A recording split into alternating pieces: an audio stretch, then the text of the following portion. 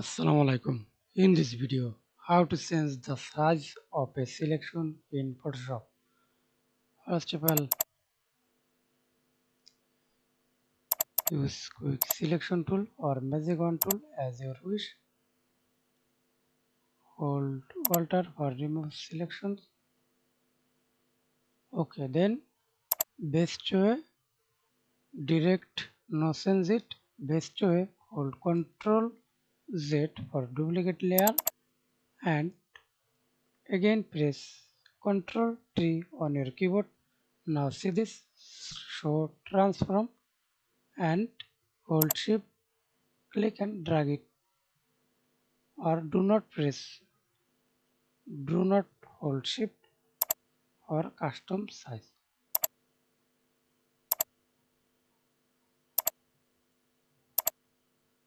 Thanks for watching video. Please subscribe to my channel, like, comment, share.